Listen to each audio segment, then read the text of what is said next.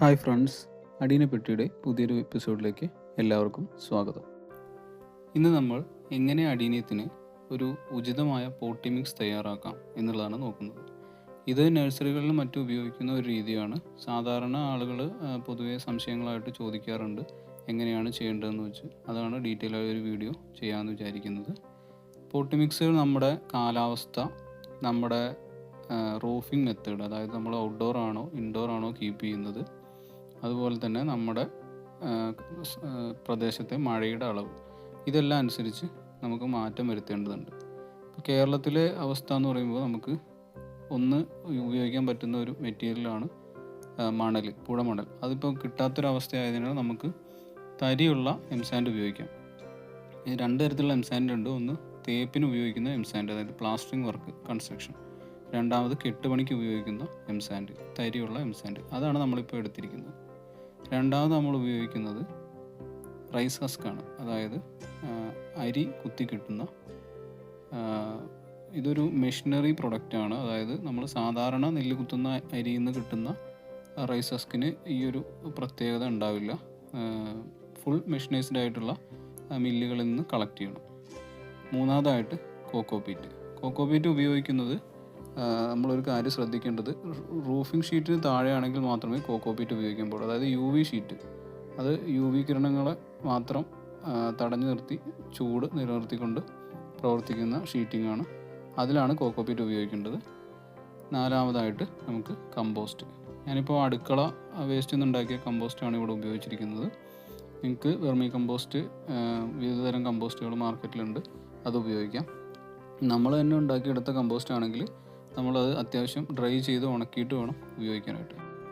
ഈ 4 പാർട്സാണ് നമ്മളിപ്പോൾ പോട്ടി മിക്സ് ഉണ്ടാക്കാനായിട്ട് ഉപയോഗിക്കുന്നത്. ഇനി നമുക്കൊരു പാർട്ട് കൂടി ഇതിനകത്ത് ചേർക്കാനുണ്ട്. ഞാൻ യാതൊരുവിധ വളങ്ങളും റീപോർട്ടിംഗ് സമയത്ത് ചെയ്യാറില്ല. പ്ലാന്റ് ഒന്ന് സെറ്റിലായി ഒരു മാസമൊക്കെ കഴിഞ്ഞ ശേഷം മാത്രമേ ഞാൻ വളപ്രയോഗം നടത്താറുള്ളൂ. അല്ലെങ്കിൽ അത്യാവശ്യം ചീയൽ കാര്യങ്ങളൊക്കെ നടക്കാറുണ്ട്. ഇപ്പോൾ വേപ്പിൻ പിണ്ണാക്ക്, എല്ലുപൊടിയൊക്കെ ചേർക്കുന്ന ആളുകളുണ്ട്. അങ്ങനെ ചേർക്കുന്നത് ഫ്രഷ് റൂട്ട്സ് ആണെങ്കിൽ, അതായത് നമ്മൾ ആൾറെഡി നമ്മുടെ കയ്യിലുള്ള പ്ലാന്റ് നമ്മൾ വാട്ടർ ഉപയോഗിച്ച് ക്ലീൻ ചെയ്ത് നടുകയാണെങ്കിൽ മാത്രം ഉപയോഗിക്കാം. ഇത് സാഫാണ്, ഫംഗിസൈഡാണ്. സാഫാണ് സാധാരണ നമ്മൾ കോമൺ ആയിട്ട് കാണുന്ന ഒരു ഫംഗിസൈഡ്. ഈ ഫംഗിസൈഡ് നമുക്ക് ഈ പോട്ടി മിക്സിൽ ചേർക്കാം. ഞാനിപ്പോൾ ഇതൊരു 300 പ്ലാന്റ്സ് റീപോർട്ട് ചെയ്യാൻ വേണ്ടിയിട്ടുള്ള ഒരു മിക്സാണ്. അപ്പോൾ നമ്മൾ എത്ര ഫംഗിസൈഡ് ആഡ് ചെയ്യാന്നുള്ളതിന് പ്രത്യേകിച്ച് കണക്കില്ല. വേണമെങ്കിൽ ഒരു 1% എന്ന് പറയാം. എന്തായാലും നമുക്ക് കമ്പോസ്റ്റ് മേലെയാണ് കുറച്ചധികം ഇടേണ്ടത്. കാരണം കമ്പോസ്റ്റിലൂടെയാണ് നമുക്ക് ഫംഗസിൻ്റെ പ്രശ്നം കൂടുതലായിട്ട് വരിക. ബാക്കി ഒരു ചെറിയ മീഡിയം ലെവലിൽ എന്നുള്ള രീതിയിൽ നമ്മൾ ഇട്ട് കൊടുത്താൽ മതിയാവും. ഇനി നമ്മൾ ചെയ്യേണ്ടത്, ഈ പോട്ടി മിക്സ് നന്നായിട്ട് മിക്സ് ചെയ്യണം.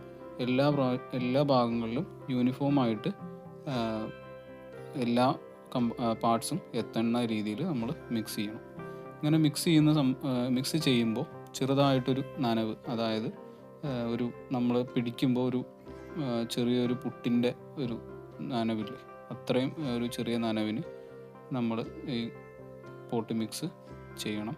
എന്നിട്ട് ഞാനത് പ്രസ് ചെയ്ത് കാണിക്കാം. അപ്പോൾ ഒരു ചെറിയ രീതിയിലൊരു നനവ് അതിനകത്തുണ്ടാവും. ഇതെന്തിനാണ് ചെയ്യുന്നത് വെച്ചാൽ, നമ്മൾ ഫസ്റ്റ് പോട്ടിങ് ചെയ്തതിന് ശേഷം ഫുൾ വാട്ടറിങ് ചെയ്യരുത്. ഒരു ചെറിയൊരു നനവുണ്ടെങ്കിൽ അത് മാത്രം മതി. ഫസ്റ്റ് വാട്ടറിങ് എന്ന് പറയുന്നത് നമുക്ക് ടോപ്പ് ലെയർ മാത്രം ഒന്ന് നനച്ച് കൊടുക്കണം. അത് മാത്രമാണ് ചെയ്യേണ്ടത്. ഫുള്ള് ആയിട്ട് സോക്ക് ചെയ്യരുത്, അതായത് ഡ്രഞ്ച് ചെയ്യരുത് വെള്ളത്തിൽ. അങ്ങനെ ചെയ്തു കഴിഞ്ഞാൽ ചെടികൾ ചീഞ്ഞു പോകാനുള്ള സാധ്യതയുണ്ട്. അപ്പോൾ നമ്മൾ ഈ ഒരു കൺസിസ്റ്റൻസിയിൽ വേണം നമ്മുടെ പോട്ടി മിക്സ് തയ്യാറാക്കാൻ വേണ്ടിയിട്ട്. അപ്പോൾ ഈ പോട്ടി മിക്സ് അത്യാവശ്യം നല്ലൊരു മിക്സാണ്. ഇതിൽ വെള്ളം ഒട്ടും തന്നെ തങ്ങി നിൽക്കില്ല. നല്ല വേരോട്ടവും കിട്ടുന്ന ഒരു മെറ്റീരിയലാണ്. ഇപ്പോൾ നിങ്ങൾ ഇതിൽ കാണുന്നത്, ഞാൻ ഒരെണ്ണം സാമ്പിളായിട്ട് കാണിക്കുകയാണ്. ഇങ്ങനെ ചെയ്യരുത്. സാധാരണ പോട്ട് ചെയ്തതിന് ശേഷം നമ്മൾ ഫുൾ വെള്ളം ഒഴിക്കുകയാണ്. ഇതിപ്പോൾ അത്യാവശ്യം കുഴപ്പമില്ല, കോഡക്സ് ഒന്നും യാതൊരു പ്രശ്നം വരാൻ സാധ്യതയില്ല. നിങ്ങൾക്ക് പോട്ടി മിക്സിൽ വേണമെങ്കിൽ ക്ലേ ബോൾസ്, അതേപോലെ പെർലൈറ്റ്, പ്യൂമേസ്, ഇങ്ങനെയുള്ള മെറ്റീരിയൽസ് വേണമെങ്കിൽ ഉപയോഗിക്കാം. കോഡക്സിന് കേടുപാടുകൾ വരുത്താൻ സാധ്യതയുള്ള മെറ്റൽ, സിൻഡർ, ഇങ്ങനത്തെ സാധനങ്ങളൊന്നും ടോപ്പ് ലെയറിൽ കോഡക്സിന് മേലെ കൂന കൂട്ടിയിടുന്ന ചെയ്യരുത്. അത് വേനലിലൊക്കെ വരുമ്പോൾ ഭയങ്കര പ്രശ്നമായിരിക്കും. നമ്മുടെ കോഡക്സിൻ്റെ സ്കിന്ന് ചൂടായിട്ട് പൊള്ളിപ്പോകാൻ സാധ്യതയുണ്ട്. അത് പ്ലാന്റ് തന്നെ നഷ്ടപ്പെടാൻ കാരണമാവും. ഇപ്പോൾ നിങ്ങൾ നോക്കിക്കഴിഞ്ഞാൽ കാണാം, ഇത് മിക്സ് ചെയ്ത പോട്ടി മിക്സിൽ വെള്ളം ഒഴിക്കുമ്പോൾ ഫുള്ളായിട്ട് വെള്ളം താഴത്തേക്ക് ഡ്രെയിൻ ചെയ്ത് പോകുന്നതാണ്. അത് ഫംഗിസൈഡ് വാട്ടറാണ് ആ കാണുന്നത്. അത്യാവശ്യം നല്ല രീതിയിൽ തന്നെ മിക്സ് ഡ്രെയിൻ ഉണ്ട്. അപ്പോൾ നമ്മൾ ഇങ്ങനത്തെ ഒരു പോട്ട് മിക്സ് വേണം അഡീനിയത്തിനായി സെലക്ട് ചെയ്യാൻ വേണ്ടിയിട്ട്. കോക്കോപീറ്റ് ഉപയോഗിക്കുമ്പോൾ പ്ലാന്റ് നേരെ മഴയത്ത് വയ്ക്കരുത്. നിങ്ങൾ ഉപയോഗിക്കുന്നത് കോക്കോപീറ്റ് അല്ല, ഔട്ട്ഡോറാണ് കീപ്പ് ചെയ്യണം ഉദ്ദേശിക്കുന്നതെങ്കിൽ 70% മണലാണ് ഉപയോഗിക്കേണ്ടത്.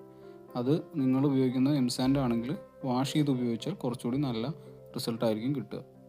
ഇത്രയും കാര്യങ്ങളൊന്ന് മനസ്സിൽ വെച്ചിട്ട് നെക്സ്റ്റ് ടൈം റീപോർട്ട് ചെയ്യാൻ ശ്രമിക്കുക. വീഡിയോ ഇഷ്ടപ്പെട്ടിട്ടുണ്ടെങ്കിൽ ഒന്ന് ലൈക്ക് ചെയ്യുക, മറ്റുള്ളവരിലേക്ക് ഷെയർ ചെയ്യുക. സബ്സ്ക്രൈബ് ചെയ്യാത്തവർ ദയവേത് സബ്സ്ക്രൈബ് ചെയ്യുക. Thank you. കൂടുതൽ വിവരങ്ങളുമായി അടുത്ത എപ്പിസോഡിൽ.